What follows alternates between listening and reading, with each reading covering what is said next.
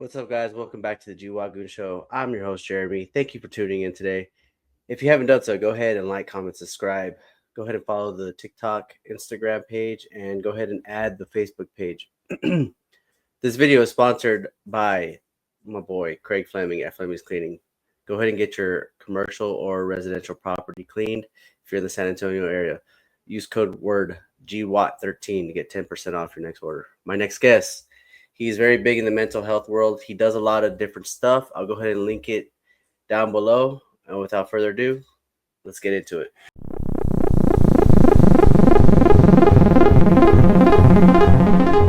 Stephen Ferguson. Yo, what's up, man? How you doing today, brother? Oh, I'm doing pretty good. I mean, it's a Friday, so you got to be doing good, right? Absolutely, man. Yeah, dude, I appreciate this that you coming on, man. I know probably got a busy schedule, and I know you do. I saw your TikTok, and you do a lot of things for the mental health world, which I appreciate. Um, I think more guys like us need to get more involved with that aspect because we can relate. Yeah, you ain't lying, dude. It's tough out there, and I never wanted to be on TikTok, and I've been, I was trying for years to get things cranking, and then it was just like I made some stupid video for TikTok, and it ended up with like 80,000 views, and I was like, son of a bitch. This means I have to do a TikTok now. This is dumb, and I've just been, going from there. Yeah, dude, you're it's kind of weird, right? Because I just got involved with TikTok, and I'm like, dude, I'm talking to myself on the camera, and I'll post like pictures, and I'm like, dude, these aren't getting no traction. I guess I have to talk to myself. Yeah. Yeah, dude, it's crazy because you have to just like look at the camera and say stuff. And then, you say something and maybe it lands, maybe it doesn't, dude. Sometimes the algorithm gods are just like, no, you get one view. Like, what am I supposed to do with that, man? Yeah, It's not a fan, but here we are. I know it's weird, dude. I think we're roughly around the same age, and it's like we lived through all the major social medias from like MySpace all the way till now. I don't count IM or anything like that, and it's crazy because like Vine was the same thing as TikTok, and now it's like TikTok runs everything. Yeah, dude, Vine was way better. Vine was cool, but where'd it go? It disappeared, and now we got TikToks, dude. That's wild. Yeah, and man, it's weird too. TikTok is like I call it like Vine with Twitter. People are freaking. It's like the Wild West, dude. Shoot, you ain't lying. It is Dude, wild. if you post something bad or something like, "Oh, you're just talking trash about everybody else," I'm like, dude, I didn't even say that. Dude, and the TikTok algorithm is wild, and their censorship is wild because sometimes you'll say the most innocuous thing, and it'll just be like, "You violated the terms of the community agreement," and I'm like, "I said that dude's an animal. It's a compliment. Look at him. Yeah, He's a beast." It's just like some dude built like a two gorillas put together, and they're like, "You're insulting him." Like, I'm pretty sure he'd be flattered, but sure, whatever. yeah, those stupid computer things, dude. I have a photo taken down, and I appealed it. I still never heard anything back from it, Of course, of course. but it did look kind of weird. I think it's because the RPG I had in the photo. Yeah, maybe. They don't like them firearms. I try to like kind of hide them because the algorithm really doesn't like guns, which is dumb because they're like literally trying to get the veteran community on here, and then they're like, a firearm, get that out of here. That's terrible. It's scary. People are gonna be scared. It's like, dude, chill out, would you? uh, Would you please? well, you kind of got to figure like the civilian population don't really understand us, dude. So it's kind of like, Yeah. I mean, like what you started and what I'm trying to do too, and it's like it's kind of weird for someone to tell you, "Hey, this is what's wrong with you," when they'd never experienced the same situation.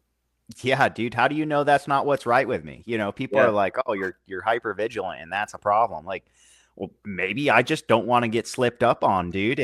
Yeah, sure, like 99% of the time nothing actually happens. But what about that 1% of the time where you're caught in Cooper's color code black and you have no idea what the hell's going on and I'm just operating? Like, yeah, who's paranoid then? yeah. They're super weird, dude, and that I think it's good too, like what you're doing because of the like I told you before, it's like veterans that have been in similar situations. We could talk to each other. And I think that's equally important for other people with mental health issues. Like I kind of started it last year, where I started having people with similar like upbringings all the way up to being an adult, so maybe they could relate to each other, which is important, right? You got to find the community, as in like I know people say they're introverted, but I mean in reality we all want a friend. Yeah, yeah, exactly. I would say that I'm introverted in that, dude, I don't want to go to like a bar or a club or something. Hashtag target indicator, you know what I'm saying? But like people that are like-minded, dude, I'll hang out with them and just kick it, you know. Worst case, I'll just sit there and listen to them because they say some crazy stuff. Yeah, absolutely. Yeah, Stephen Ferguson. So I'm not very familiar with the Marine Corps MOS system, and I've already had two additional Marines on here. One was a retired sergeant major, still don't understand anything. But you were a infantryman, for lack of better terms, right? Yeah, yeah. And 0352 and 0365. I think the 0365 program kind of got a bad rap. But it came with a sweet bonus, so who cares? I was doing the same job, you know. okay, so 0352, right? That's what you started with. How old were you when you joined? I enlisted when I was 18, and I think I was 19 when I went to boot camp. Yeah, I was 19 when I went to boot camp. Oh, okay, so you're still in high school. I had graduated high school. I kind of graduated early. And then dude, it was wild. They made me wait for forever. And Yeah, initially I wanted to go, I was going to go reserve. And then I went and visited a couple of colleges and I was like, this is dumb. I don't want to spend hundreds of thousands of dollars on this. I actually want to just be a full-time Marine. And so I switched my yeah, contract and they were like, well, since you're switching your contract, you lose your seat in July and you're not going to be able to go until January. And I was like, God, that sucks. So I just waited around. Um, dude, this is wild because I did the same exact thing. I was gonna join the reserves first. I was gonna leave in November of 2012, and then or 2011, and then I was like, nah, I'm gonna go active. And then, dude, mhm. I had to wait like for 4 months, dude. Kind of sucked, a little bit, but not a big deal. I mean, ultimately, it led me to where I'm at. What made you want to be a Marine infantry? Like, was it freaking Full Metal Jacket or like what? You Dude, patriotic? yeah, you know, there was a lot of factors I think that went into it. It was like there was a war going on, and I was thinking, you know, if it's not me, it's going to have to be somebody else. I also wanted to be a badass, and like, what better way than being a Marine infantryman? You know what I mean? So, Mm. yeah, I think it was a lot of factors like that. And what's wild is that I scored a 97 on the ASVAB and had a 142 GT. So Oh my yeah. recruiters were like, brother, we know what you're gonna do, intelligence, and I was like, no, not doing it. Give me that infantry contract. And they were like, you're an Yeah. idiot. And I'm like, sure, fair enough. Fair enough. I only want infantry though, so we're gonna do Yeah. that. So there was nothing really driving you to be infantry. Like you just had it in your mind one day. Like there was no your parents or anything like that. No, I just, I kept asking my recruiter for like a list of the jobs so I could like Mm. sort through and find the job I wanted. And he never did. And I read this book. Hell, I can't remember what it's called now, but some dude got himself attached to a Marine infantry unit in Iraq during like early on in the invasion. He wrote a book about it, a bunch of pictures about it, and I was like, that I want to do that. Damn. Um, yep. So a couple years later, there I was. Yeah. And how did your parents react? I assume like you had a good relationship with your parents and everything like that. I had a mediocre relationship with my parents. Uh huh. They They weren't happy. I mean, no. who would be, you know? I was basically enlisting to go to war. I knew that, they knew that, and but Yeah. they had no say in the matter anymore. That was 100% me, and if they had any say in the matter, they would have said, "Nope, not doing it." Mm. And how did you feel? Where did you go to basic training at or boot camp? My Paris bad. Island, South Carolina. Oh, thank God, dude. Okay, Hmm. what is it like? I've been, dude. So the last two Marines I had were Hollywood Marines. So what is it like? Ah, I always, garbage. All right. I am actually uniquely qualified to settle this yeah, debate. Which one is harder? And it's for sure Paris Island. I went to boot camp on Paris Island and I was a combat yeah, instructor over on Camp Pendleton, and they're always like, "Oh, the mountains, the mountains." And don't get me wrong, the mountains suck when you're hiking, but the sand yeah. fleas. the sand fleas will eat you alive. And you cannot convince me that the sand fleas are not worse than those mountains. I would hike those mountains all day long, every day. And I did. And they were not nearly as bad as the sand fleas. Yeah. Can you kind of like paint the picture of what Paris Island, like when you get off the plane? I assume you get there around nighttime, but like paint the picture because people, me especially, like I just remember Full Metal Jacket scene when he talks about Paris Island and you see Golden Pile and all that other stuff like that. Like, So, Full Metal Jacket, it's pretty close. You get off the plane, and I forget what airport you fly into, or yeah, it might be. I want to say it's Atlanta, but Atlanta yeah, is in Georgia, right, and Paris Island's in South Carolina, so I'm not totally sure. But yeah, you get there at night, and they must take the long way around or something because you feel like you're in the middle of nowhere. Um, and when you leave, you're actually like a mile from civilization, but it really doesn't look like that when you're driving in. You feel like you're driving into the swamp in the middle of nowhere, and there's literally no escape. And they tell you that too. They're like, you are so far from everything, you have to trudge through swamp to get out of here, so don't even try to escape.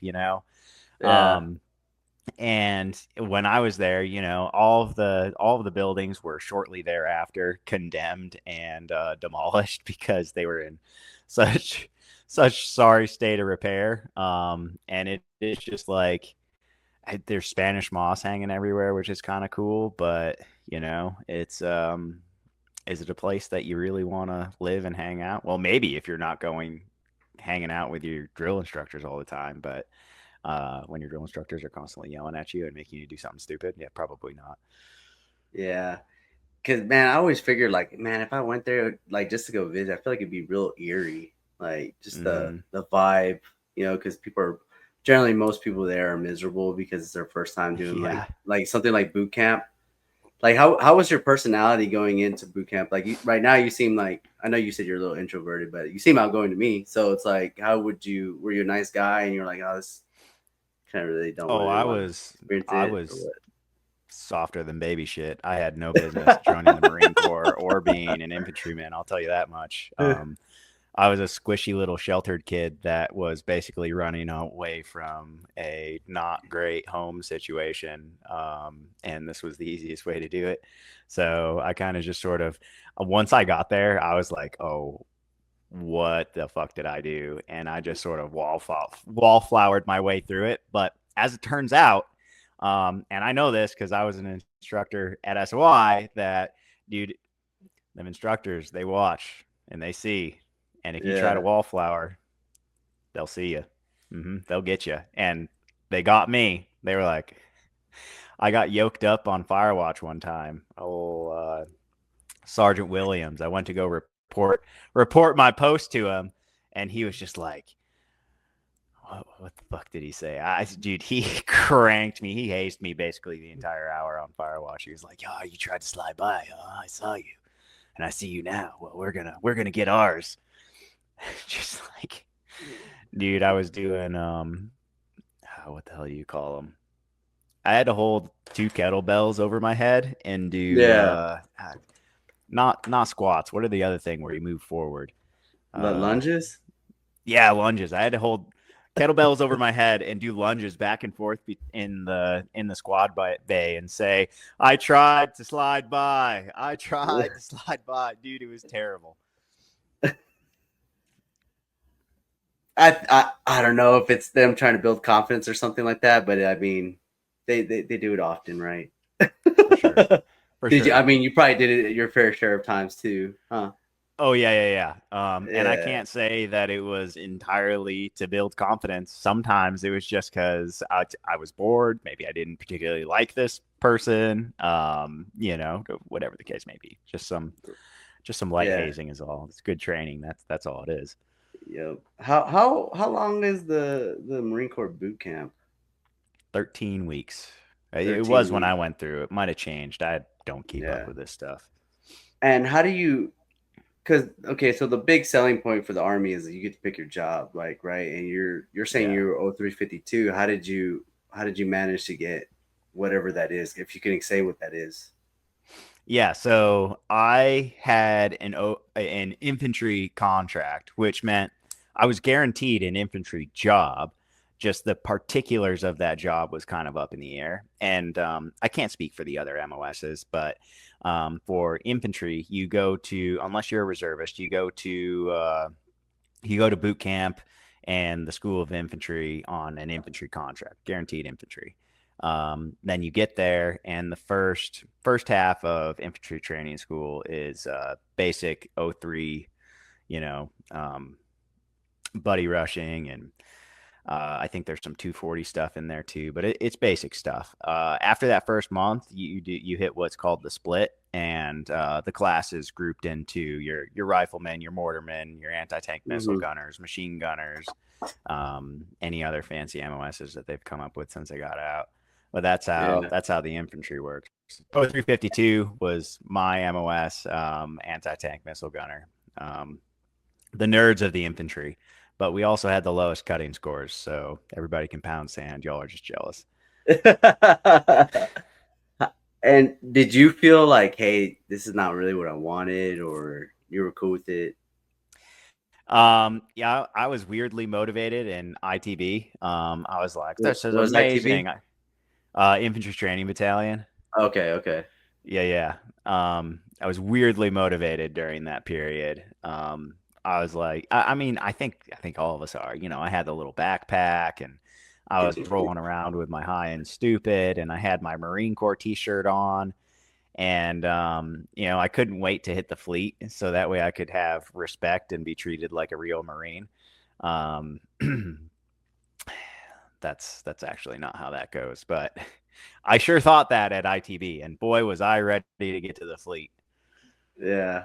So like, but is there so since there's so many different infantry MOSs in the Marines, which one is like, I guess, I obviously you guys are all confident about your own MOS, but like, which one is like the most highest regard? I guess you could say. I would say probably riflemen, to be honest. They're, you know, the 0311s, the riflemen, their main effort. Everybody else is just a supporting role. We all know that. But with Marine infantry, everybody does every job anyways, so the lines kind of blur. So, but it's, you know, there's pride in the MOS. But if I had to choose one, it's the 0311s. They're the Yeah, OGs for sure. yeah, and you said you were anti-tank. What was it anti what? Anti-armor. Anti-tank missile gunner. Oh Oh, yeah, okay. the javelin missiles. Oh, okay, okay, That was okay, okay. us. Yeah, Now I'm yeah, yeah. understanding here. Okay, Yep. now I'm understanding. In the army, like all the 11 Bravos shoot the javelin, so it's like Everybody gets okay. those. That's crazy. Well, That's a not seventy everybody gets thousand one. dollar missile. No, not everybody gets one, but like they can all like are qualified to. It's like how the like, it would be like how if every 0311 could was able to shoot one.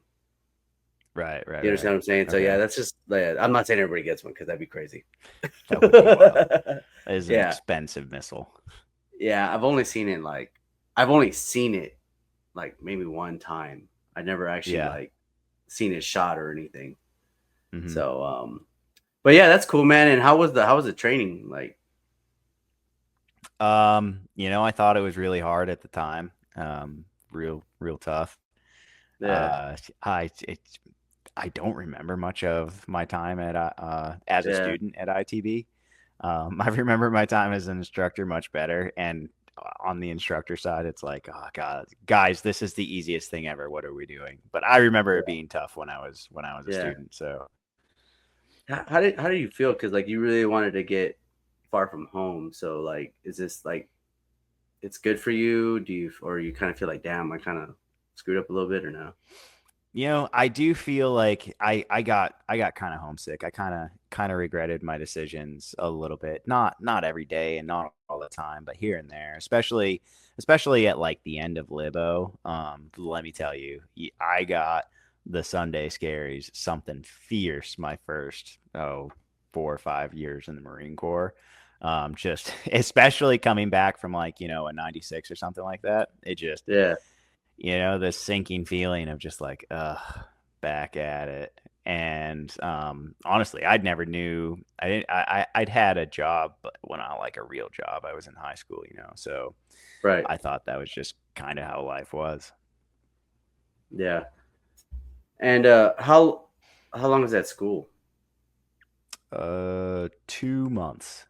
2 months? Oh wow, that's pretty long for. But I assume because it's such a complex system, like Honestly, right? it should be longer. It should be a lot longer.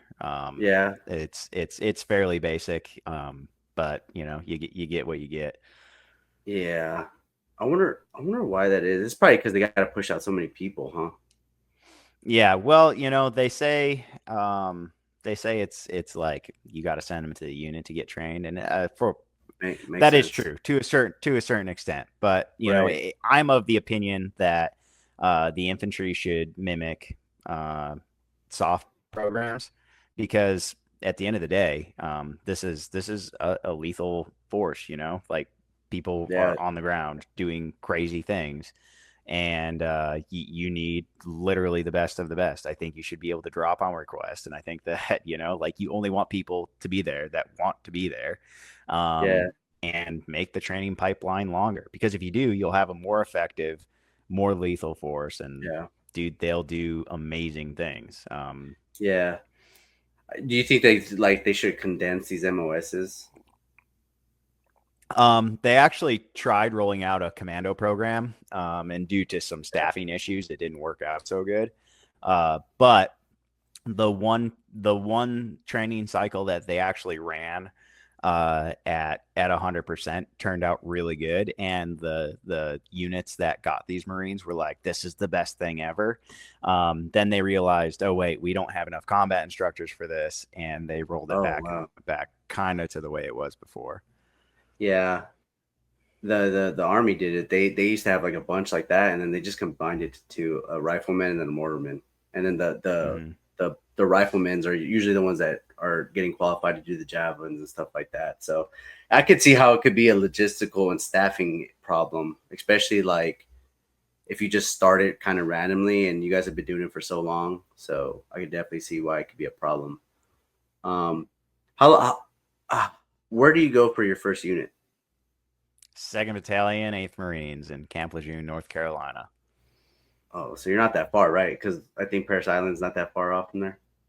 Yeah, so I went from Paris Island up to Camp Geiger, and so Camp Geiger's like halfway up the North Carolina coast. I think I want to say Paris Island's the southern side of South Carolina, and then Hmm. Camp Lejeune's literally the other side of the river from Camp Geiger. So I didn't move too terribly far.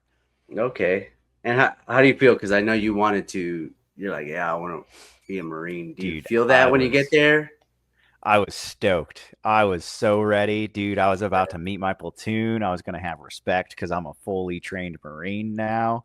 Um, and I got hazed on my first day, and I got a dip bottle thrown at my head too. It was wild. My platoon had been in the field all week, and it was apparently a hellacious week in the field. And so they all showed up. All the seniors were like dirty and miserable and pissed off. And dude, they just got right into it. And I was like, oh, fuck, what did I do? Dude, that'd probably be the worst time to show up after any field, right? Because the field sucks. Yeah. So it's like I haven't showered, haven't seen my family, and people running out of cigarettes and dip, like you said, and it's like, dude, here's a new guy. We're just gonna mess with this dude the whole time, dude. Yeah. Yeah. So like this was like the afternoon you get there or what? Yeah, I think graduation was like in the morning and I got there in the afternoon. The platoon was still in the field, so I had a couple of Yeah. hours. I was rolling around with Sergeant Myrie. He was checking me into the battalion. He was real cool, calm, collected, and he wasn't a dick. He didn't haze me, and I thought, yeah, this is awesome, man. Yeah. And then the platoon's trucks rolled in, and I was just like, I'm so excited to meet my platoon. And then they jumped out, and Sergeant Meyer introduced me to the platoon, and then it all started from there. Yeah. And what time of the year is this at? Like what year is this? This was the end of June, so it was hotter than hell. If you've ever Yeah. been to North Carolina in the summer, it is I like haven't. 100% humidity. Dude, if you do, bring scuba gear because you're gonna or snor yeah, scuba because you're gonna need it to breathe. It's Yeah. 100% humidity. It's crazy. Oh, dude. And what year is this? 2010, 2010. Okay, cool. So you deploy your first time in like 2011, right? dude, January of 2011. So that's 6 months away from this Yeah. point in the story. And how's the unit tempo building up to this? Like, are you guys going to the field more, or you know what I mean? So we were training literally every day. We went to the field probably maybe every other week, maybe every third week, but fairly often we were in the field. And if we weren't in the field, we were doing something in garrison to train. It was literally nonstop. Yeah. Um, and they pushed us pretty hard. Our seniors pushed us pretty hard. It was a decidedly not fun period of life, but Yeah. honestly, that's kind of what's needed when you're preparing to go to war. Right. And you knew you were gonna. Did you know when you got to the unit y'all were gonna deploy in January? We knew we were going to deploy sometime in the beginning of the year. It was kind of up in the air where we were going to deploy. Hmm. It was kind of back and forth. We'd hear Iraq, we'd hear Afghanistan. Now it's Iraq, now it's Afghanistan. We heard it was here in Afghanistan, then it was there in Afghanistan.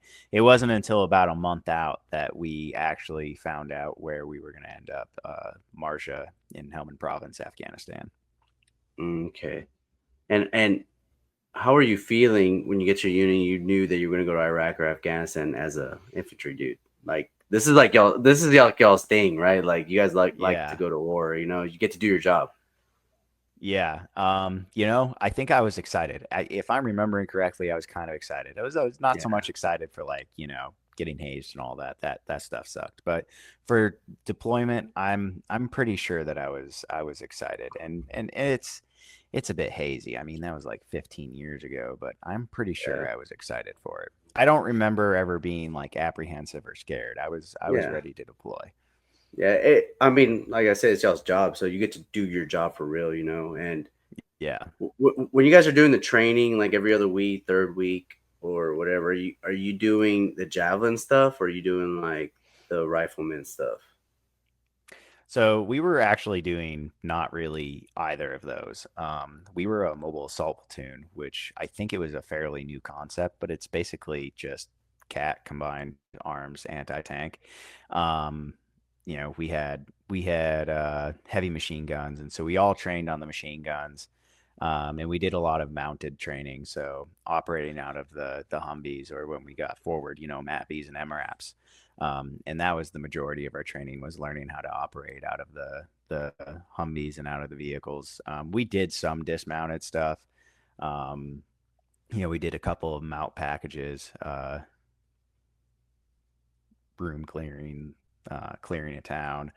Mhm. We did a tank integration. That was actually awesome. Never actually did that for real, but in training, it was Yeah. super cool to work with tanks. What do you got? Like, what do you? So, like, that y'all are gonna be the ones controlling the tanks? So when tanks and infantry operate together, we Yeah. operate, in tandem. The Right. infantry provides cover for the tank because tanks are actually fairly vulnerable. If you can flank a tank, they're vulnerable, and Hmm. so the infantry acts as like a protection around the tank, and then the tank. As the infantry progresses, the tank moves with them, and it operates as essentially a mobile fire base. You bring that Right. main gun or the coax machine guns to bear, and anything standing in its way is going to get just smoke checked. So Yeah. it's combined arms. Actually, that's exactly what it is. That's cool, man. I shit. I never been in a tank unit or anything like that. That's pretty. It sounds pretty sweet. Kind of sounds like Yeah, some. dude. Those. It sounds like something they would do like during like when there's not IEDs. I guess you could say. Mhm. You know. Yeah, dude, those tanks were badass. Marine Corps has done away with the tank battalions now, so that's modern Marines are not training with tanks. They're a pure light infantry force. So sorry, you guys missed out on something pretty badass. Yeah. And when do you guys find out you're definitely going to Afghanistan? I want to say it was like December, maybe November or so. Oh man, so like you're leaving in like 2 months. Yeah, it wasn't long. And I suspect that higher staff knew where we were going. It's just that like the rumor mill, for whatever reason, usually very Right. accurate, never found out. Or maybe somebody was just spreading rumors just because it's fun.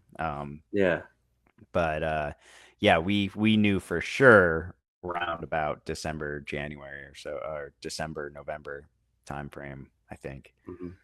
What What are you hearing about Afghanistan from your senior leaders and stuff like that?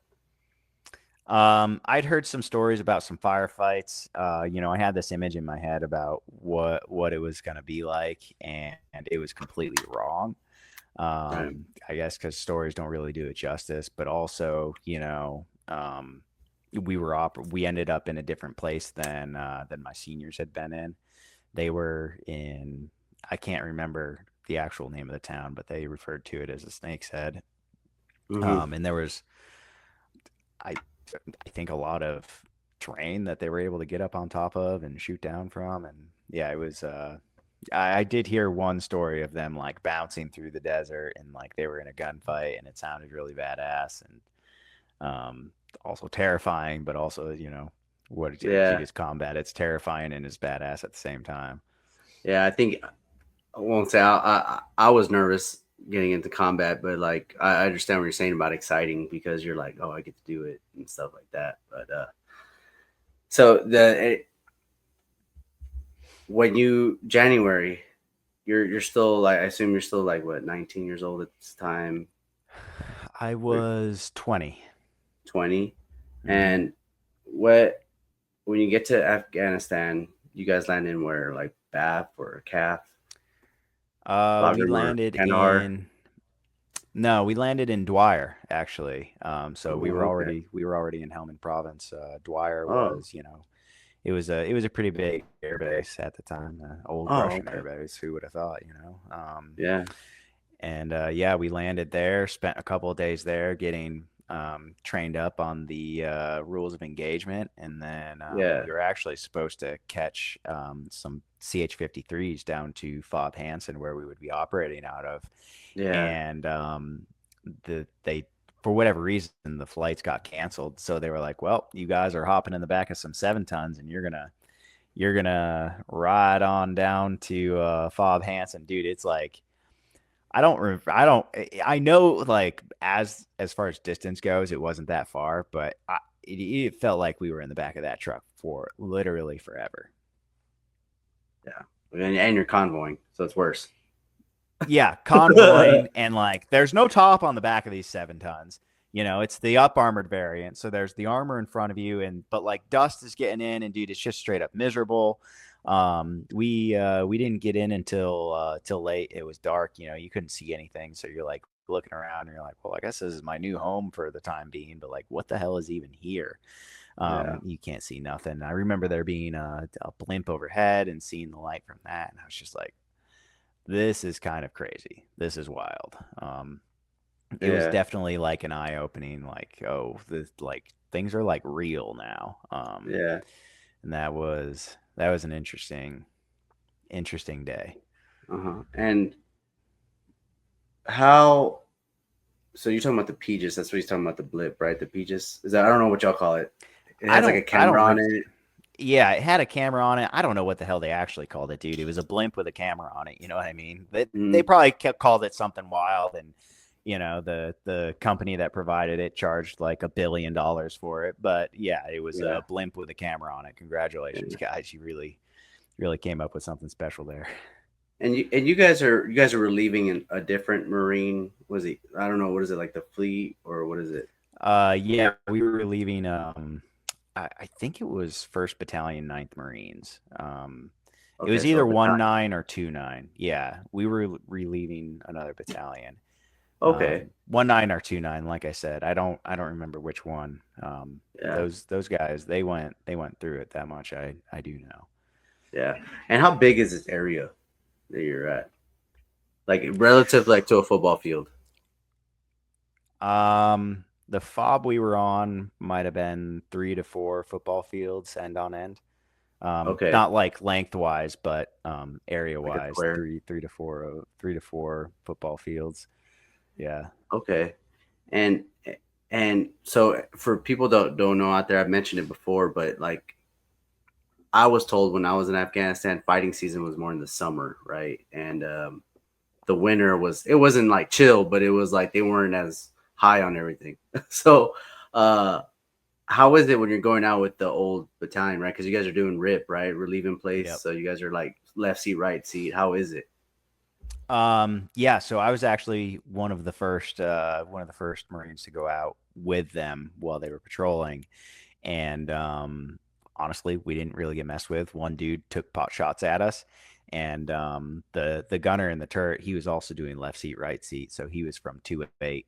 And the vehicle commander was the previous unit, and we were on one of their patrols, and the gunner West called out the contact, and the dude was just like, "Well, what direction is it from?" And it was coming from our 3 o'clock, and West was like, 3 o'clock, and he's like, they always shoot at us from there, and we just kept driving. And I was like, okay, this is wild. But that was Yeah. really like the only contact we took during the left seat, right seat. So in retrospect, I think they knew that they knew who was who. Um, and talking to the guys that were there with us before, they got into some pretty good firefights when they first got in, but they wiped the floor with them. And Yeah. after they got cranked, that they never really got attacked anymore. They would like and I don't know how true this is, but they were saying how one time they went out and they posted up and they like stacked rifles boot camp style and walked away from them trying to goad the Taliban into attacking them, and they just Yeah. never got attacked. And it was somewhat similar to us. We had a fairly steady stream of attacks throughout the deployment. Um, but after the first couple of firefights we got in, where we just wiped the floor with these guys, they were a little bit more cautious about starting to shoot at us. And I mean, they're not idiots. Every Yeah. time you go toe to toe with these guys, you get beat up pretty good. I mean, would you want to start a gunfight with them? Yeah.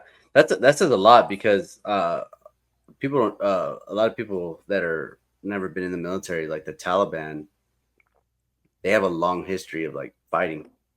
Mm-hmm. They're like real good fighters. Oh yeah. So yeah, and I mean, they defeated multiple armies. I mean, depends on how you look at the Afghan pullout. You know what I'm saying? But I'm just saying that they have a rich history of doing that stuff. Yeah, I mean, well, did we lose the war? I don't know, but we left and they survived, so I don't think we won. Right. Um, they beat the Russians in the same sense that they beat us. Yeah. Dude, they were doing that all the way back to Alexander the Great. They did it Yep. to the Brits. Yep. The Afghan people, I got a lot of respect for them. They are hard, and they're some fighters, and they are tenacious. Yeah. They're They crafty. just, yeah, and as a people, they just want to be left alone. I don't know. I can't speak for the Taliban, but the people and the farmers in the area, dude, they didn't care who was in charge in any given day. If Yeah. the Americans were there handing something out, dude, they're the Americans' friends. But if the Taliban comes through and hands out something, then they're the Taliban's friends. They didn't care. They just wanted to be left alone to farm whatever stupid thing they're farming and live Hmm. their lives. Yeah. How's the tempo of the deployment when you're because you're on a battalion size area, right? And how's the tempo of the deployment? 7 months, Dude, right? yeah, it's a 7 month deployment, and we did not have very much downtime. We'd have a day here and there to like refit and uh, rearm, take care of the gear, work on the trucks, but maybe 1 or 2 of those a day. Other than that, like we're straight, we're operating, we're hooking and jabbing, we're doing stuff. Yeah. We're going to support the line companies. in any capacity of working as a provisional line squad or platoon, to supporting straight up out of our vehicles, working on clearing operations, searching for explosives, drugs, firearms. They Yeah. name an infantry task, and chances are pretty high that we were doing it. Yeah. And you guys are getting into like more ticks and stuff like that. Yeah, we got into a couple of ticks. I can remember. I remember one where my team leader fired the law, and I had been like carrying this thing around all deployment, thinking that I would get to be able to shoot it. What, And shoot on the this what? Shoot the what? particular the law, it's a 84 millimeter rocket, Oh, disposable okay. rocket. Yeah, yeah, yeah. And I had carried this thing for months at this point. And this particular patrol, I stayed with the truck, and my team leader was just like, "I'm gonna take the rocket this time." And I'm like, "Right on, see you later, buddy." Well, this motherfucker gets to shoot it, and I'm like, "Are you kidding me? I carried that all deployment. You take it on one patrol, and you get to shoot it? That's horseshit." Um, but yeah, that was we we got into it. And like we said before, this is y'all's job, and it's feeling pretty good, right? Uh, I feel a lot better about it today. At the time, when you're in a gunfight, it is decidedly not a good time. Anybody who is actually having like a bona fide good time while you're getting shot at, you might Yeah. be a psychopath. Um, and in retrospect, and while it's not actually happening, yeah, sure, it's a great time. But when it's Yeah. actually happening, it's a little bit dicier and not a good time. Yeah, I look at it back now that I'm older, and I'm like, it was fun, but at the same time, at what expense could it have been? Yeah, yeah. Well, And I was young and dumb and ready to do whatever, and I was kind of at this place in my life where just if I died, whatever, I wasn't going to be too terribly upset with it. It wasn't going to be my problem for terribly long if I did. yeah, absolutely. And how are you feeling? Not now, but then, how, if you can remember, like how are you feeling throughout the deployment? Like you're like, I like this, or I can make this, I can continue this. So I felt pretty good for a lot of the deployment. You know, we were fortunate for quite a lot of the deployment. Early on, one of my good friends, he hit an IED and lost his leg, and that's not good, right? But he survived. Absolutely. So that was good. Up until June 25th, we didn't actually really lose anybody. I mean, my buddy lost his leg, but he got a really cool car out of the deal. Yeah. So who's really the loser here? um, yeah, June 25th, though, we got ambushed, and it was decidedly bad. And that was kind of like, that ended up being something that came up later on that I was like, oh, I'm like not good about this. Yeah. Um, so we Like we later took on, as in like after the deployment, or like days after.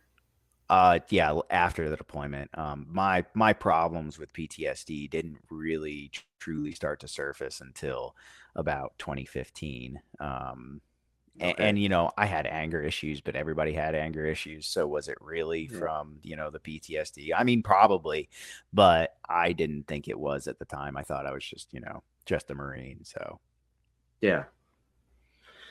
And you don't have to go really deep into like the ambushes and stuff like that, but it is very hard to deal with the situation where you feel outgunned. yeah, and it was this particular day. There was, we called it red air. I don't know what you guys called it, but there was basically a sandstorm running in, pushing in. Yeah. So air assets were grounded, and we were actually supposed to post up and just take a defensive posture, but um, in their infinite wisdom, people decided that we needed to push a little bit harder and clear a few more houses. And wouldn't you know it, the Taliban decided to ambush us when we didn't have any air assets. Yeah, that's And it crazy. was, yeah, it was a bad day. And where we were at, Yeah, our trucks and our guns couldn't really maneuver because we had a big canal on either side. So our heavy assets that we have at disposal here are stuck on this linear path, and they're not even in a place where they can be brought into the fight. Um, so the guys on the ground are just, like, dude, it was a not good day. yeah. I, I wouldn't doubt it if like you guys had some influence on us because I didn't deploy till 2012, and if there we called it black. If the air was black, like, and that means the birds aren't in the air, you're not going anywhere. Hmm. So I wouldn't doubt if you guys had some like not you guys in particular, but that whole deployment time with all the infantry guys. I guarantee that's probably part of the problem. And they were like, okay, we can't do it no more. Like we're Yeah. gonna lose a bunch of people. Yeah, yeah, no kidding. I mean, thank God that the what were they called? The medevac folks. Thank God they decided to, fly that day because they didn't have to. They could have just sat on Dwyer, and Yeah, we likely would have lost more guys than we did. And yeah, they decided to fly when they didn't have to. So those guys on those Blackhawks, those guys and gals that it kills me that I can't remember their call sign now, but um, yeah, they're the real ones. yeah. And you're already almost getting to the end of the deployment, right? Because it's 7 months. You guys get there in January, so July, maybe August, you start leaving. Yeah, we would be leaving, redeploying to North Yeah, Carolina. I want to say it was like the middle of August. yeah. And you're what, like an E3, E4 around this time? Yeah, it was an E3. I didn't pick up E4 for a long ass time. No. Oh. Mm-mm. So like, how are you feeling as I'm a Marine. Like I did a hard deployment. I'm backing out. There's Um, other privates I get to mess with. Dude, it was that felt pretty cool. I Yeah, did a combat deployment, so as a lance corporal, I had 6 ribbons. yeah, At the time, I thought ribbons were a big deal, so I was like, check me out. I got my yeah, combat action ribbon. I did yeah. some I agree with shit. you. Yeah, Um, and I felt like Big Dick on campus. Was I actually? No, for sure not. But I felt hmm like it. yeah. And you're pretty pumped about the Marine Corps, right? And you're like, I can keep going because I don't know how long y'all's contracts are. Yeah, I was an idiot. I had a 6-year contract. Oh yeah, I you wanted to get just a little out. bit. Yeah, just a little bit. I kind of, I wanted to get out, but I really liked it. I don't know. Yeah, I wouldn't say that I was pumped. I kind of figured I'd do 20, but in the same way that somebody who's at 15 that really wants to get out, but is only 5 years away, continues to work towards their 20. right. Um, so yeah, I wouldn't say I was pumped, but like it was a lot better being a senior than it was being a boot. Yeah. How long are you in garrison until you realize you're going back to Afghanistan, right? Yeah, so we knew that we were going to go back to Afghanistan. There were pretty much no deployments except Afghanistan. I mean, there were MEUs, but it was not not common to get a MEU. If you were in the Marine Corps infantry at this time, you were almost certainly going to Afghanistan. Um, and that dwell time was actually kind of long. We had some command issues, and I think headquarters Marine Corps kind of lost confidence in the unit, which was a shame because in 2010, 2011, 2nd Battalion, 8th Marines was very well regarded, and we were a very effective fighting force. But there were, we came back from that deployment, and we had a lot of suicides. We had a lot of issues with people over drinking and doing drugs. It was a bad time. I think there were quite a few of us from that deployment that I think were hurting severely, and Yeah. shook the confidence of the battalion, and they shuffled up leadership an awful lot. In my opinion, um, we just were not nearly as effective as we were in 2011. Yeah, it's very important that you point that out because this is when I don't okay, like the battlefield is one thing, but when you're trying to come back, that's when your leadership should shine because there's a lot of impressionable teenagers, there's a lot of young people. They just experienced the biggest high of their life. And now it just went from all the way up and it just took a sharp pin down, you know. And like you said, you start getting people that are drinking. I don't know if anybody did drugs, but yeah, like suicidals. Like you're like, dude, I was just like you, for example, you were early in your career. I'm doing a hard deployment. Now I got to come back to Garrison. Yeah. Yep. And Garrison sucks. It it really does.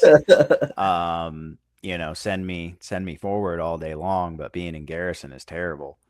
Um, Especially as an infantry marine because you just do stupid stuff all the time. It's ridiculous. We should be training and getting ready for the next lethal confrontation, but Yeah. if there's any stupid little thing that needs to get done, like, oh, we need to police call the main gate all the way up to the base, like, yeah, get some grunt unit to do it. Like, dude, this is stupid. I'm picking up tray. You're basically a janitor when you're in Garrison. So, you know, Yeah. I didn't deploy as many times as you did, but my first one, I was 19. And when I came back, dude, I was just having bad mental problems, dude. And I didn't recognize it until now, but like I was always fighting with my ex wife, you know, just the typical stuff. Like you want to see how your life is, but then you start moving it too fast. And it's hard. It's very, very hard. yeah. And you're not really trained on what to look for. You're having a bad time, and you're just like, a lot of people around you are having a bad time too. So it just sort of seems like, hey, that's the normal thing. This is what you do. You have a bad time, and getting help is frowned upon culturally, or at least it was back then. I don't know about now. Um, and yeah, in retrospect, I was struggling. I was hurting. I wasn't doing good.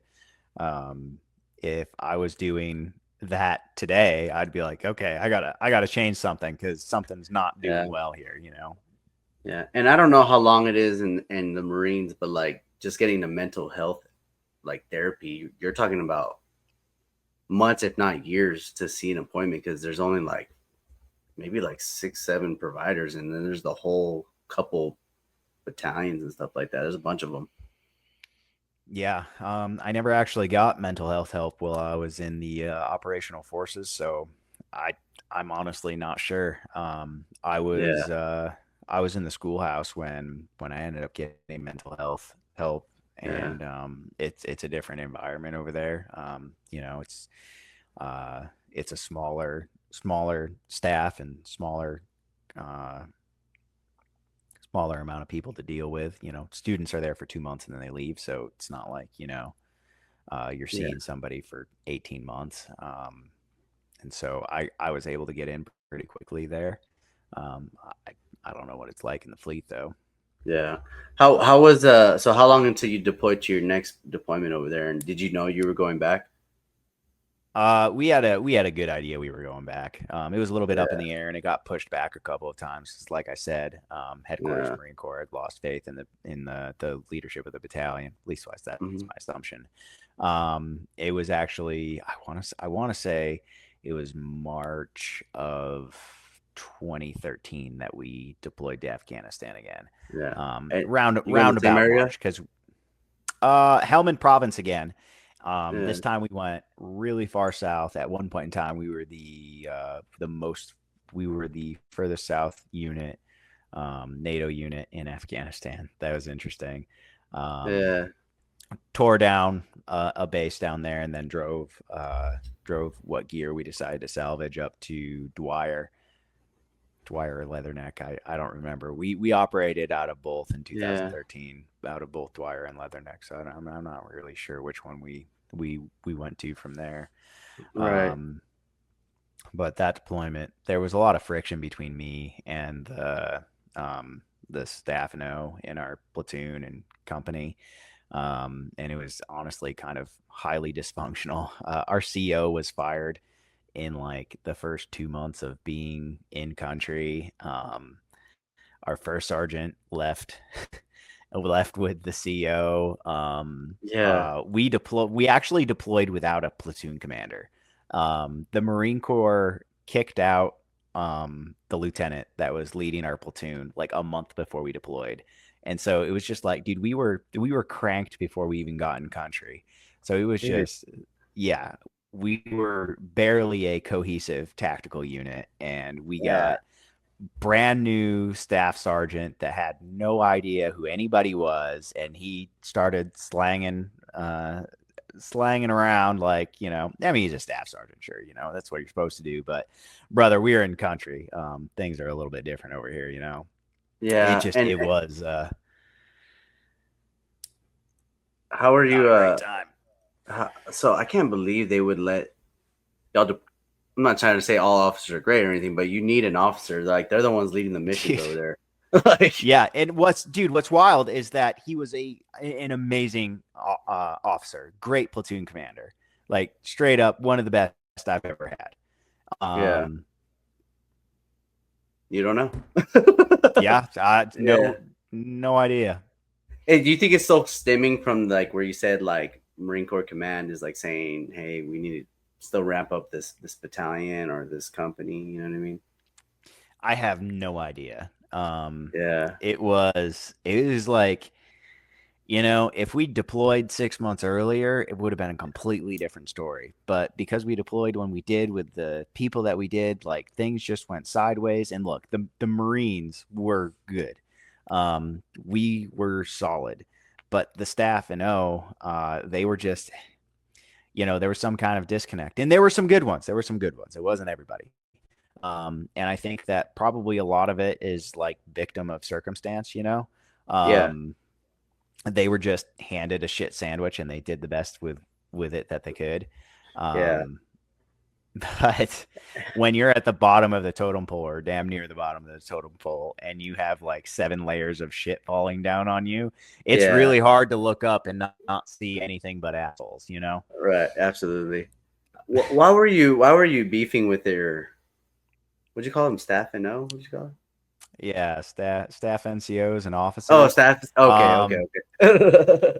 dude, for some reason, they just didn't like me. And like, I was good at my job. I did what I was told most of the time. I don't know. I had an attitude, and that was like a non-starter for everybody. And the, Yeah. the wild thing was that all of like my immediate seniors, they were like, no, this dude's locked on. He's squared away. Yeah, he's got a fucking attitude, but like, dude, who cares? He's good at his job. Right. All of my peers, same thing. Like, dude, that's just Fergie. He's gonna do the thing when it comes down to it. And I'm pretty sure all of my junior Marines felt, more or less the same way. Some of them might have thought I was a dickhead, but who doesn't? Yeah. Were you an E4 on this deployment? I deployed as a lance corporal and I was promoted to corporal a couple of months in. I Okay. actually hid the fact that I had gotten the cutting score for corporal because I knew that my command would try and take the promotion from me, and they did. They sure the hell did. My section leader tried to do a non-rec, not recommended for promotion, but the former company guns, then company first sergeant, was like, too late, can't do it now. And he was a good dude. He was solid. He looked Yeah. out for me, so that Man, was cool.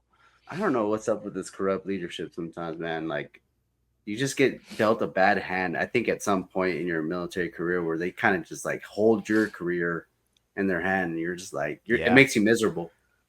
Oh, it was the worst time of my life. It was terrible. And, at the same time, I had a wife and she was like decided to go be a stripper. And there was all kinds of drama there. It was a not great time. Um, yeah, that deployment was miserable. Yeah.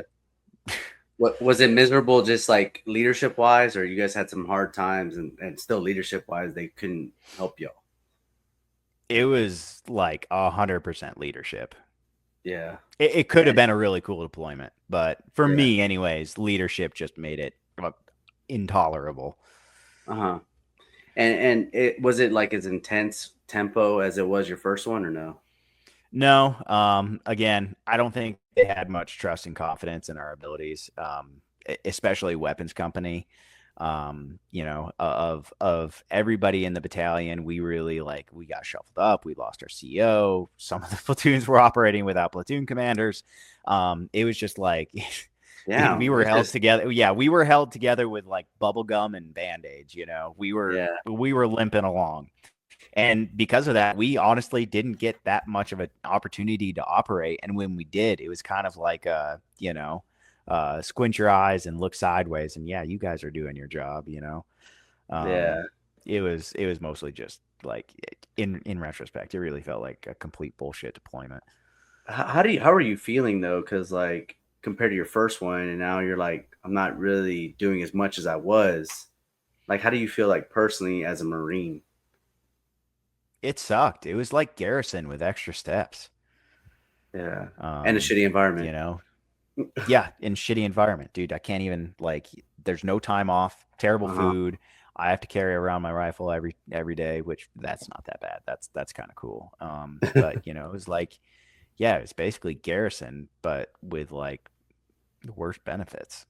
Yeah, and so 2013, you've already been in the Marines. What, 3 years? Oh, 3, 4 years? Yeah, three years at that point. Yeah, man, you still got 3 to go too, Oh yeah, oh yeah. Let me tell dude. you. Yeah. So how was it when you come back? Um, it was same old story, shitty command. And then the S3, the operations section, they had some Marines getting out, and they needed some replacements. And so my section leader at the time was like, I have to tell you the guys this, not expecting anybody to actually take this. He's like, the operations section is looking for Marines. Does anybody want to volunteer? And then he kind of moved on, right? Like not expecting anybody to jump on it. I was like, me, I'll take it. I'm out of here because weapons was miserable. The leadership didn't like me, and I knew I was damn good at my job, and like there's no reason for these idiots not to like me. So I jumped at the opportunity to move to the operations section, and it was a good move, because I got up there, and for whatever, nobody nobody disliked me for reasons unbeknownst to myself. Like I worked hard, I did stuff, and at one point, the S3 Alpha, the assistant operations officer, called me a fire and forget weapon system, because that's just how I operated up there. Dude, point me at a task and I'll just do it. It'll just be done. That's how Yeah, it goes. So those are the greatest. I don't know if you'd be okay with this, but like the Joes, like you got A to C. I don't care how you do B, just get it done. yeah, yeah, exactly, dude. They didn't care. I was good at it. They didn't care as long as it was done, and it was done Yeah, good. And I made sure that I did everything like top notch. yeah. This is where you start thriving a little bit too, huh? Yeah, I did really well with that section, and it was it's all leadership. It was an office job, so it was kind of miserable. And every once in a while, like once a day at least, the assistant ops chief, Staff Sergeant Hensley, and we would stand staring out the window from the battalion headquarters, watching all of the rifle companies train, and we'd sip our Mhm. coffee, and I was a corporal at the time. He was a staff sergeant, and we'd just be like, I wish I was doing grunt shit. Hey, it feels good to not be out in the heat all the time. True, true that, true Yeah, that. yeah, But when you're in an office, and it sucks being in an office, and I mean, like it was yeah, great, but it sucked. It's an office, and I'm an yeah. infantry marine, and I'm doing an office job, dude. That's a blow in and of Uh-huh. itself. But it is what it is. When we actually deployed, I ended up getting attached to Echo Company, the rifle company. And I had a pretty badass deployment because I didn't have to do any of the workup. I did Yeah, I did yeah, office stuff, the entire workup, and then for yeah. deployment, I got to just get attached to a rifle company, go to Italy, and I was a javelin team leader, and it was just the best time ever. I mean, it was like basically a vacation, um, but a vacation where you also do really cool infantry stuff. Um, and I mean, granted, we didn't get into no gunfights, but that's pretty cool if you ask me. I'd take a deployment with no gunfights every day. So it Yeah. was a lot of fun. What were you guys doing in Italy? We were it was a special purpose MAGTAF, and What's we were MACTA? there, Marine Air Ground Task Force. So it's Okay. basically a fully contained unit ready to forward operate, and I think they're self-contained up to 30 days uh, Hmm. without needing outside support. So our mission ostensibly was to secure a embassy compound should the mission come up in a country that is located in that area of the world, not Europe, but like South and Yeah. East and maybe somewhere around there, Right. and that was what our mission was supposed to be. So we would just train and hang out in Europe, and we were on a 96-hour tether. So within 96 hours, we needed to be ready to deploy, get called for the mission. But 96 hours is a lot of time, so we got to have an awful lot of fun. Hey, yeah, you get to go to Italy, so it's pretty cool. Yeah, dude.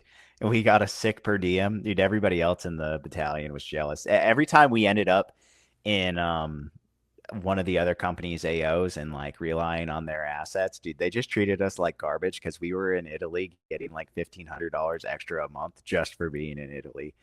And the per diem was wild because the per diem is supposed to cover the increased cost, but it was like it like cost like $250. So we were just pocketing like more than $1,000 a month. It was awesome. That's cool, man. Hey, that sounds pretty. That sounds like I really don't know. I can't explain it. I've never experienced something like that. I mean, I guess I kind of did when I was in Korea, but like, it why would we be in Italy doing some stuff like that, dude? You know? Um, why are there like 9,000 U.S. military bases all across the world? I have no idea, but it was cool when Yeah. I got to go there. So It sounds like you're a little bit happier during this time too. Like you went to battalion, then you get to go to Echo. Like you're a team leader, and like it sounds like you're starting to thrive. it was a good time. It was also a bad time. This was it was where my mental health really started to kind of like bubble to the surface. I went a little hard in the sauce, and everybody just thought I was having a good time and partying. But in retrospect, and if I'm being brutally honest, it's because I'd get in these moods, and I'd remember people that I lost, and I'd just drink myself fucking stupid, and then start going about my day again. So while it was a really great time, it really was. And you're right, I was starting to thrive and kind of hit my stride in the Marine Corps. There were also some problems that were simmering under the surface, and it was, Yeah, unbeknownst to me, about to get very fucking bad. yeah. And how long was that? Was still a 7 month rotation? Yep. Yeah, that was also seven Yeah. months. And you picked up sergeant or anything at this time? I yeah, so I had the score for sergeant in it was the very last month of the deployment. So I actually got promoted when we got back to Camp Lejeune. Hmm. And so you're already like 5 years in, maybe, right? Yeah, almost six. I think it was about five and a Mhm. half years in. And did you kind of already know when you picked up, or you were gonna reenlist, or like you were gonna reenlist no matter what? I didn't really have any other options, or I felt like I didn't have any other options. So it was pretty much reenlist. At the time, that's really what I wanted. And buyer's remorse shortly thereafter, but who cares? Yeah, absolutely. I mean, yeah, you got to try it, And Yeah. is that when you reenlisted to go be an instructor? Yep. Yep. I reenlisted to go be an instructor. Requested orders out to Camp Pendleton, School of Infantry West. They were the only ones that had instructor spots for the 0352s. So Yeah, I wanted to stay in Lejeune, but it wasn't really an option at the time. And now I'm glad that I went to Camp Pendleton because well, I mean, dude, honestly, the training on the West Coast is so much better. It's harder being in the swamp, and it sucks more. But the training that you can do in the West Coast, I yeah. think, produces a higher caliber of infantry marine. Ooh, here we go.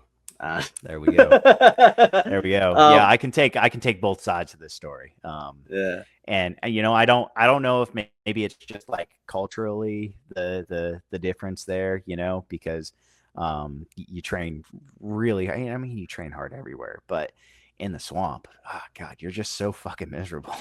that's And the you're problem, like, right? you're fighting the swamp. You're not like actually training for your job. You're And just straight up fighting swamp. And so, maybe if we got into a gunfight in a swamp, yeah, sure, I take a Lejeune unit because, dude, the swamp is a whole different animal in and of itself. But as long as you're on solid ground, give me a West Coast unit. Because yeah, yeah, this the humidity kills it too, man. It yeah, does. Because you get your uniform all caked up, and you're like, "Damn, I feel heavier too." So it's kind of like oh just it's yeah, just sucking, dude. oh Um, yeah. how are you? So do you have to go to a school to be an instructor, or you just go straight to being the instructor? Yeah, you gotta go to a school, combat instructor school. Let me tell you, it is a dick punch. It was when I went through. I don't know if it still is. And the tasks not necessarily super difficult because it's a basic package. It's an entry level package, but you know they run you into the ground to make sure that you're capable of it. And Yeah, those hikes, dude, coming from the East Coast where there's no elevation and you're now hiking with weight up these mountains. It is brutal. I failed my first yeah. two hikes in combat instructor school. It was Oh it was wow, rough. Yeah. yeah. It's got you got to be in shape, man. But it is rough coming from an environment like that. Like that's first of all, it's across America in two different terrains. You got elevation and dry heat, and then you got swamp. Yeah. Yeah, completely different. I was, I fit like it's not like I was slacking. Like I was training and getting ready for this. Yeah, But just the difference in the terrain just absolutely slayed me. yeah, And getting used to hiking up, inclines like this. There's just like it's completely different. If you can power through, 20 kilometers at a good clip on flat ground, you get on that mountain and all of a sudden things change on you. yeah. Absolutely, absolutely. I mean, the most mountainous terrain I did was like in Alaska, but I'd never done anything like that. I couldn't imagine. Well, in El Paso, I was around there, and they have all this elevation. I remember my first run up a mountain. I was like, dude, this sucks. Yeah. So, how are you? How is being the instructor though? Like, you building some purpose in some younger privates, right? Maybe it makes you feel a little warm and fuzzy. So, being an instructor was what I consider the highlight of my career. I really enjoyed it. It was hard. It was incredibly hard. I mean, you're working 100 hours a week, like every week. Yeah, And it's just, dude, it's nonstop. I mean, I was deployed 3 times and we didn't have a tempo like that. It was crazy. yeah, And between, that amount of work time and um, I started to have some PTSD bubbling up, and it was starting to become like a real noticeable problem. Like I knew something was wrong, and yeah. I had no idea what was going on. I didn't know how to deal with it, and it all kind of like it was a very hard time for me. So it's this weird thing where like I look back on it fondly because I really loved the work. I loved teaching. I loved instructing. It was amazing. Um, I hear from some of my students now and again, and I love hearing from them because I love, hearing how they're doing. How did they do in the fleet? Some of them got to do some crazy stuff. I have one student who he he shot an SV bid with a javelin missile in Syria, and that's wild. Yeah, And that I, sounds I got badass, to dude. teach him. Yeah, I got to teach him how to use a javelin. That's crazy. Um, Yeah, and who knows what else some of my students got to do, but I was hard on them because I knew what the possibilities of what they were going to do was, and somewhat ironically the amount of effort that I put into them kind of left nothing for myself, and I just sort of started to fall apart at this point. well, what do you think the reason why you were starting to fall apart though? I suspect that it was a lot of, issues and trauma was pent up, and I never dealt with it because I was kind of unaware of its existence. And then Hmm. with the workload at the School of Infantry, it was like the straw that broke the camel's back. I was just not in a good place. I didn't have the time to decompress like I did before. It was just go, go, Yeah. go, and certain aspects of the command weren't entirely supportive of me getting help. Hmm. I think they didn't really believe that I was struggling, because when I was with the instructors, I'd laugh and joke. But dude, just because I'm laughing and joking with my friends, yeah, of course I'm happy. These are my boys. Yeah, It's absolutely. it's what's happening behind closed doors that you guys don't see. Like, I'm fucking having a hard time here, and I Right. honestly, I think they were good dudes. I think they just didn't believe that I was actually having a hard time. You're probably one of their better instructors too, probably, and like you said, they don't believe it because you're still doing this at a high level. Yeah. I think they were all kind of afraid that I was gonna crack off and kill a student, but I was very hard on them. But it was all because I knew what they were potentially going to do. Yeah, I mean, honestly, it's good leadership because you've been through those situations, and you're like, okay, I already know the tempo it needs to be at. If I'm hard on you when you get out there, it's going to be nothing. Yeah. Yeah, exactly. The harder you sweat in training, the ideally the less you'll bleed in combat, and that's, Yeah, it and I will say, look, it took you a lot. It has a lot. You have a lot of courage for going to one, recognizing your symptoms, and two, seeking help. yeah, it was hard, and I'm not gonna sugarcoat it here. When things just they didn't get better, and they actually got worse. And but I can remember the conversation I had with my psychologist at the time. She was like, look, you're not doing good. My personal recommendation is that we put you on limited duty, and probably pursue a medical retirement because you are straight up not doing well. Um, and I remember sitting there and I was just like, I mental health is frowned upon in the military. Maybe not so much now, but it was for sure at that point in time. And I knew that I was going to be ostracized for it. Yeah. um, and I had to think about it. I decided obviously to go forward with it because I ended up being medically retired. But you know um, Hmm. I was not treated well. And Yeah. like, it wasn't everybody. And I think that, the fault isn't entirely the commands. I think that they're not really well versed or trained in how to do this. And, I was not in a good place myself. So, how do I tell people, like, what I need, Right. and what have you. And because, I maybe they weren't treating me bad. Maybe it was all just self perception. I felt like I was being treated bad. I was a staff sergeant at the time with 9 years in the infantry, and I was getting told to go sweep a fucking sidewalk. So yeah, I felt kind of slighted, Yeah, I would which too. made me, dude, I was straight up unpleasant to work with at that point in time because fuck you. How dare you tell me, a staff sergeant in the Marine Corps with 9 years infantry experience, fucking leading Marines, to sweep a sidewalk? Fuck you. Give me privates and tell me it needs to get done, but don't tell me to sweep the sidewalk, Yeah, I know. I And know exactly how so, you feel. yeah, part of it, I'm sure, was my fault because I was straight up unpleasant to be around. And if you think I was belligerent back in my sergeant and corporal days, Staff Sergeant Ferguson, knew he was getting medically retired, gave no fucks and just, dude, fuck you, I'm out. I don't even care. I'm going to the gym and I'm going to my medical appointments, and I would like you to leave me alone, but I know you're not going to. So Yeah. When you go see your mental health provider, and she she or he, but they tell you, hey, we're gonna pursue the medical retirement. Inside, what does that feel like? Because at this point, my Marine Corps career is over. it sucked. I wanted to do one more deployment. I had known at this point that I wasn't going to do 20. It was time to move on.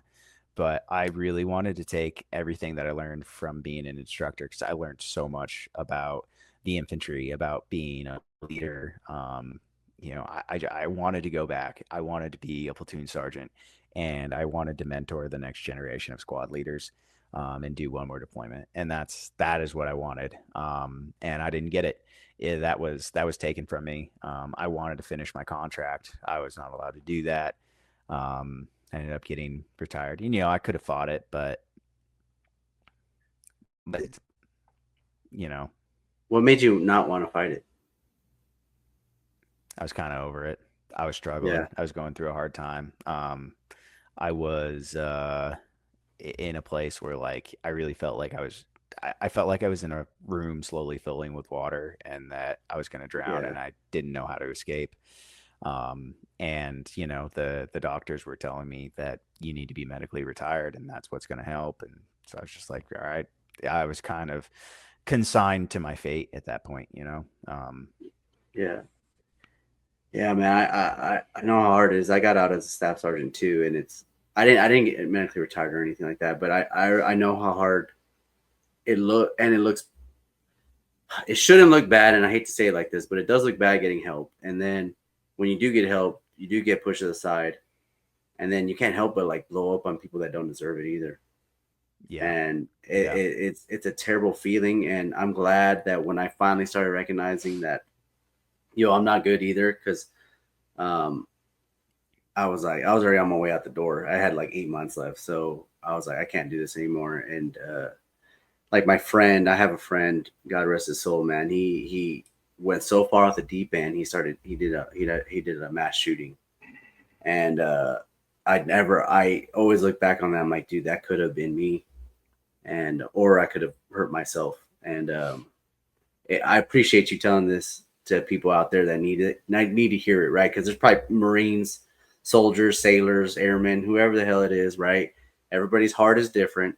Um, when you need help, man, just talk to somebody. Whether it be you can call, I'm pretty sure you can call Steven right now, and Oh yeah. Call me up.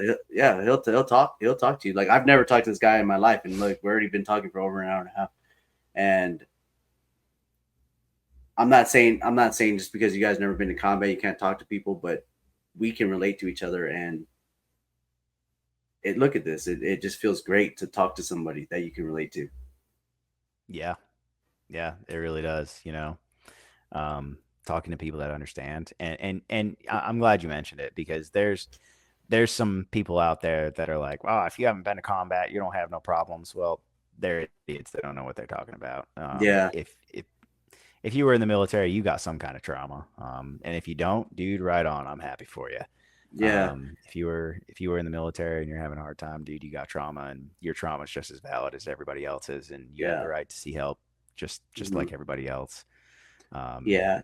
You know that it's funny that you say that because I actually never saw like combat people crapping on non-combat people until I got on TikTok, and I was like, "Yo, I was like, I can't believe this is happening." And I'm like, dude, like everybody knows, like, dude, if you went to like real combat, you don't want anybody to go real combat. Like I don't yeah. understand. Hmm. And vice versa. There's some times where I remember I was getting crap like, oh, you're nothing compared to like a Vietnam veteran or a World War II veteran. I'm like, are you trying to null and void what I did over there? Because like, I'm like, is my combat less because of that? I mean, like, we honestly just need to stop crapping on each other and stop having so much self pride and just talk it out, man. Honestly, you'll find common ground somehow. Yeah, dude, like it's not that big of a deal. You did combat and somebody else did something else, or whatever. There's there are a lot of great people in the veteran community, and there's also a really surprising amount of toxic people. And it's like, brother, dude, like we used to have each other's back. Why are we now shitting on each other? It's just Yeah, knock it off. Just be a good dude. yeah. You know what I say about the military? It's some of the best people I've ever met, and also some of the worst. There's like no in Oh between. yeah, 100%, 100%, dude. God, Yeah, dude, on TikTok, I've had somebody actually demand to see my DD 214, and I'm like, have you not seen like literally anything that I've posted because I put pictures of my stuff in there? Like that is me in Afghanistan. Like I'm not cosplaying, okay? Yeah, Um, I was like, dude, dude. fuck you. and you know what's also important to highlight with this too, and I don't know how it is for you, but it is for me because you brought up yourself was like how your childhood, and then that stuff affects you too when you're going through all this stuff, right? Because Yeah. honestly, it's like my friend John, he said it the best. They're like all your traumas, little boxes, and then you just keep it's gonna unpack, right? So Yeah. that part does come up at some point. Yeah. I actually I'd gotten to the point where I'd worked through, all this combat trauma and like I'm like, okay, I should be good. Why am I still having problems? Well, come to find out I have childhood trauma. I had no fucking idea. Yeah, It was so packed down in there that you're like, oh shit, what the hell is going on here? yeah. Um, yeah, turns out. That And I mean, you know, for what yeah, it's my worth, the military attracts people that have childhood trauma. That's yeah, just what it I is. know. um, that's honestly the childhood stuff really affects me because it's been going, man.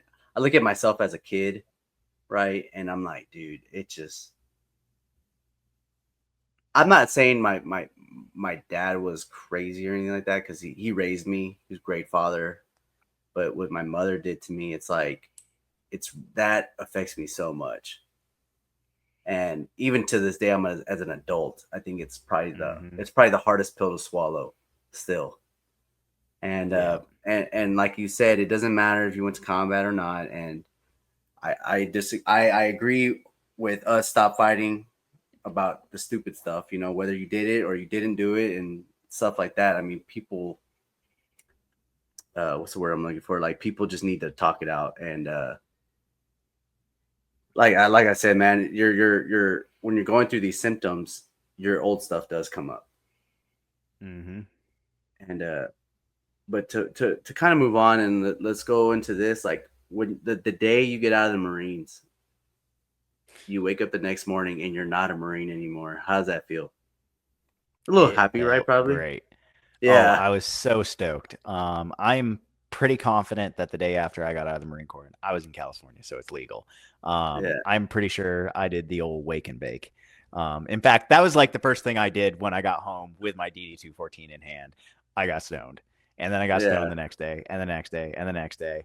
And it was no surprise. I told literally everybody that would listen to me that I was gonna like smoke myself stupid when I got out. And I did for a couple of months. And then I got bored and started trying to figure things out.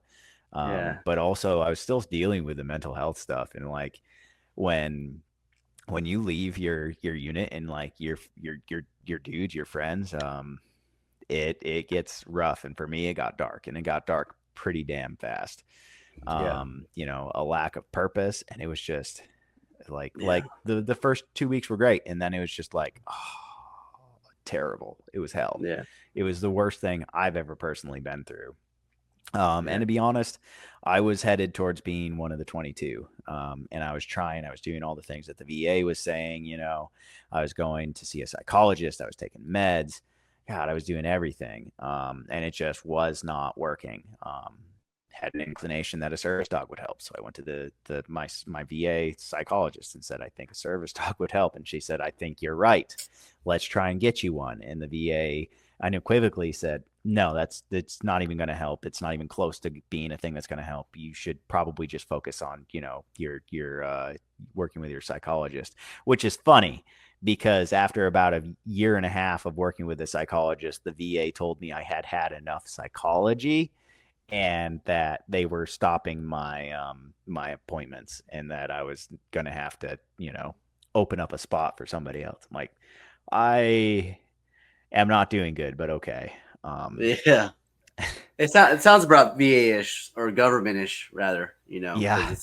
it's honestly the same thing like being in, like hey, nothing's wrong. You got an RTV, So, Hmm. um, what you said was strong because the purpose for men, especially like when you've been led from a from your 18-year-old to this point, it's hard to find it kind of because you're told what to do. You have a certain thing that you're gonna do. Like your last job, you're leading Marines to replace your job, and it's very important, dude. And it's hard because like there's no job out there when you get out that's gonna be equal.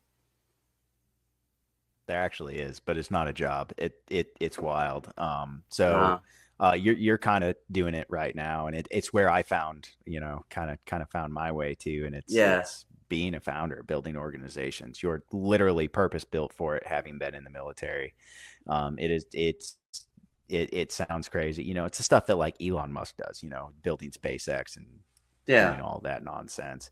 If those weirdos can do it, you can for sure do it because it's just pulling assets together and accomplishing a mission. And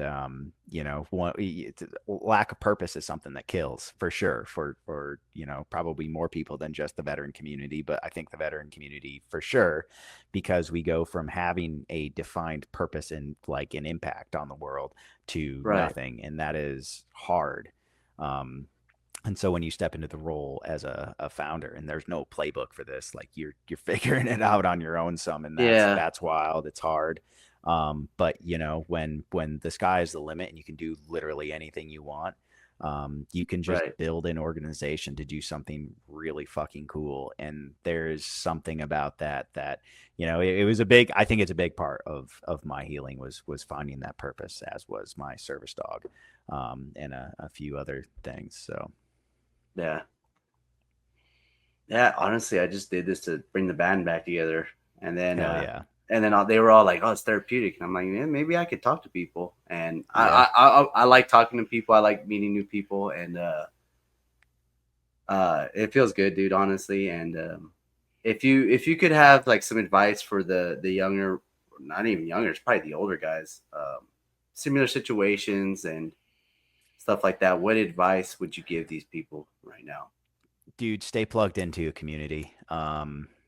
The thing that really killed me was that I kind of started to isolate, and it wasn't for lack of wanting friends, but like find a good community and stay plugged in, because friends are important. Things are going to be hard as you're figuring it out. Stay plugged in. Yeah, Find something you like doing and try to figure out how to make a living doing it.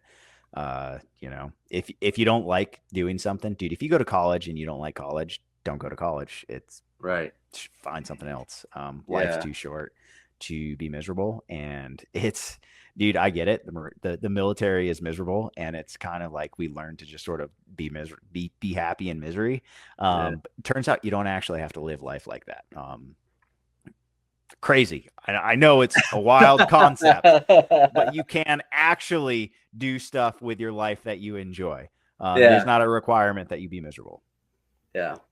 That's it, dude. Community and be happy. Mm-hmm. Um, well, Steven, I really appreciate this show. It was great, man. Great. I love meeting new people, like I said, dude, and I really appreciate you opening up. Do you have any questions for me or anything like that, man? Dude, shoot, I don't know. I've been rambling for the past like hour and a half here, so I have no idea. Yeah, dude, it was good, dude. I mean, like time flies, dude, when you're having a good conversation with somebody, man. Like I enjoyed it a lot, and I really appreciate you opening up, dude. Yeah, man, for sure. Thank you for tuning into this episode. And if you enjoyed it, please go ahead and share, comment. I know some people are going to notice that I have the Reaper hat, okay, the logo. Yes, I'll be coming up with merch. I have t shirts, stickers, and hats, okay. I'm just waiting for my website to get going, and we'll go ahead and start doing some merch and stuff like that. Everything that I'm going to do is going to be for the podcast. I'm eventually going to have an in person podcast, all right. So thank you for tuning in. Go ahead and check out Steven's. He has a coffee company and everything like that. Go ahead and check it out. Links down below. And with that, we'll catch you on the next one.